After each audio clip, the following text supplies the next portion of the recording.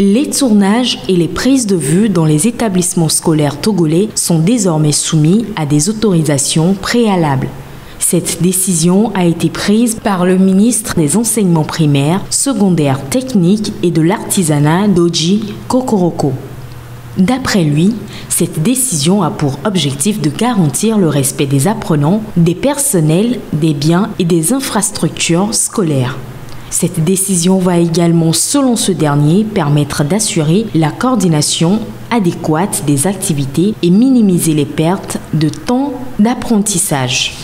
Suite à cette décision, il faut aujourd'hui avoir 2 autorisations avant de faire des tournages dans les établissements togolais, à savoir en premier lieu le document d'autorisation de tournage et de prise de vue. Cette autorisation est disponible dans les directions régionales de l'éducation. Il faut en second lieu avoir l'autorisation pour la captation et la diffusion d'images qui doit être remplie en début d'année scolaire par les parents d'élèves. Par le biais de cette autorisation, les parents consentant à des prises de vue de leurs enfants dans le cadre d'un reportage en milieu scolaire.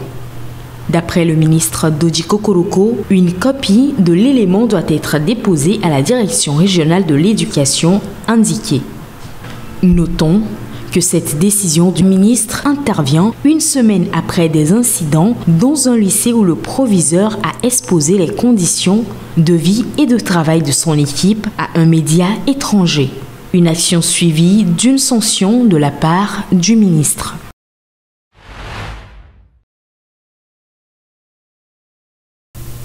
Depuis quelques semaines, le Togo est plongé dans une crise énergétique sans précédent.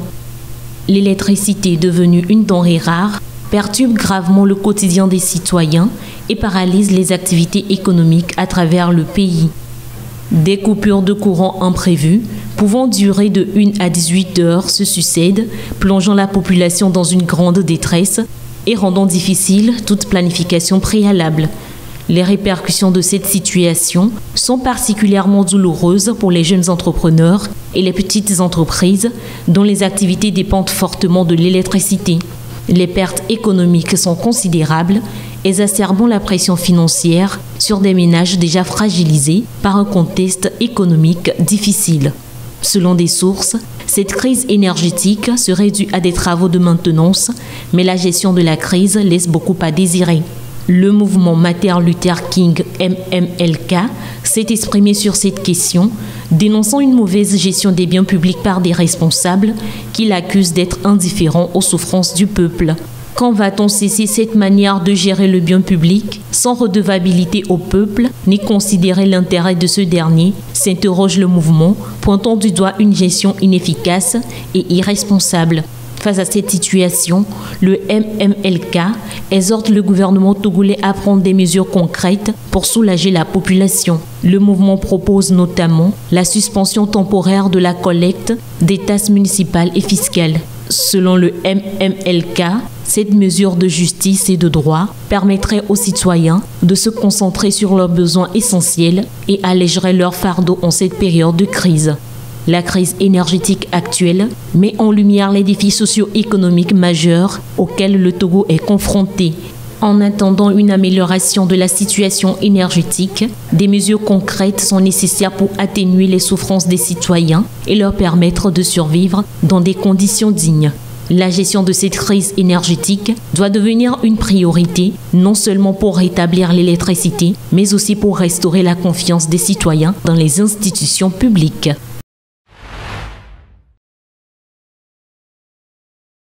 Le renforcement du secteur du café au Togo représente une opportunité stratégique pour stimuler le développement économique et social du pays.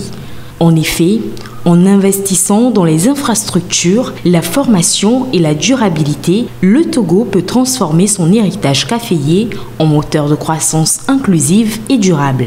Cependant, des défis persistent. Les infrastructures de transport et de transformation restent souvent sous-développées, limitant la capacité d'exportation du café togolais. De plus, la volatilité des prix mondiaux et les effets du changement climatique posent des défis continus pour les agriculteurs et les entreprises du secteur. Ainsi, le Togo a cherché à attirer des investissements privés et des partenariats internationaux pour stimuler la croissance du secteur. Des initiatives telles que l'amélioration de l'accès au financement, la formation professionnelle et le développement des capacités ont été mises en place pour renforcer la compétitivité des producteurs locaux sur les marchés mondiaux. Ces efforts comprennent également la modernisation des infrastructures agricoles, l'introduction de techniques de culture améliorées, le soutien aux petits exploitants et la promotion de la durabilité environnementale et sociale dans la chaîne d'approvisionnement du café. Malgré les défis, le secteur du café au Togo offre des perspectives prometteuses. Avec un engagement continu en faveur du développement rural, de la durabilité et de l'innovation, le café togolais pourrait retrouver sa place sur la scène mondiale, créant ainsi des emplois, stimulant les revenus des communautés rurales et contribuant à la diversification économique du pays.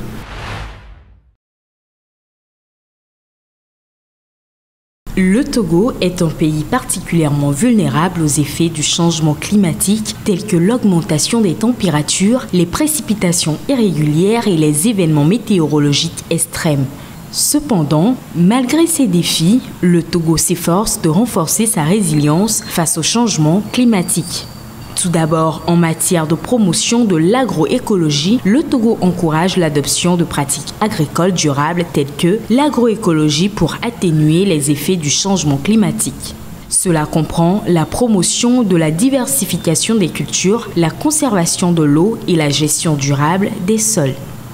Ensuite, en ce qui concerne la gestion des ressources en eau, le pays met en place des techniques d'irrigation pour faire face aux variations des précipitations et assurer un approvisionnement en eau adéquat pour l'agriculture, l'industrie et les populations locales. Aussi, le Togo travaille en étroite collaboration avec d'autres pays de la région du bassin de la Volta. Des initiatives régionales telles que la Commission de l'Organisation pour la mise en valeur du fleuve Volta, OMVS, visent à promouvoir une gestion intégrée et durable des ressources en eau dans la région. Notons que le renforcement de la résilience du Togo face au changement climatique dans le bassin de la Volta est essentiel pour atténuer les effets négatifs sur l'environnement, l'économie et les populations locales. En mettant en œuvre des stratégies d'adaptation et en collaborant avec d'autres acteurs régionaux, le Togo s'efforce de protéger ses ressources naturelles et de garantir un avenir durable pour ses habitants. Une troisième série d'audiences a eu lieu ce vendredi à la Cour internationale de justice concernant les mesures d'urgence demandées par l'Afrique du Sud sur le conflit entre Israël et Gaza. Ces discussions interviennent alors qu'Israël étend son offensive à Rafah. Nous ne souhaitons pas de mal à ces civils comme le fait le Hamas. C'est précisément pourquoi Israël prend des mesures pour tenter de faire face à la complexité massive que représente cette situation. Et c'est pour cette même raison qu'il n'y a pas eu d'assaut à grande échelle sur Rafah, mais plutôt des opérations spécifiques, limitées et localisées, toutes précédées d'efforts d'évacuation et de soutien aux activités humanitaires. Malgré la défense d'Israël, l'Afrique du Sud appelle la Cour à ordonner un cessez-le-feu et à prendre en compte les conséquences humanitaires du conflit. Ce que nous avons entendu aujourd'hui n'était pas vraiment un engagement sur les faits. Il y a eu quelques éclaircissements, mais pas de réfutation de ce que l'Afrique du Sud tente d'affirmer, à savoir une tentative de détourner l'attention et de blâmer ou de jeter des suspicions politiques sur les intentions sud-africaines.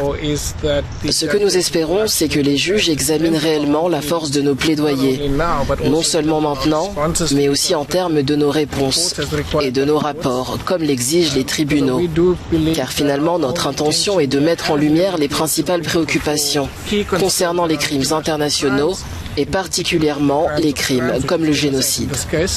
Le respect du droit international humanitaire étant au cœur du débat, les décisions de la Cour sont vivement attendues.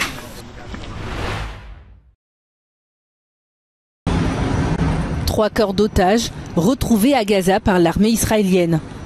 Il s'agit de l'israélo-allemande Shani Louk, dont les images de l'enlèvement avaient fait le tour du monde. Les deux autres corps identifiés sont ceux d'une femme de 28 ans, Amit Bouskila, et d'un homme de 56 ans, Itzhak Geller-Hunter. L'attaque du 7 octobre dernier a conduit à la mort de 1200 Israéliens et l'enlèvement d'environ 250 autres par les militants du Hamas. Les 3 corps retrouvés ont été remis aux médecins légistes pour une autopsie. Une fois la procédure terminée, les familles pourront récupérer les corps. En ces temps difficiles, nous sommes de tout cœur avec ces familles endeuillées.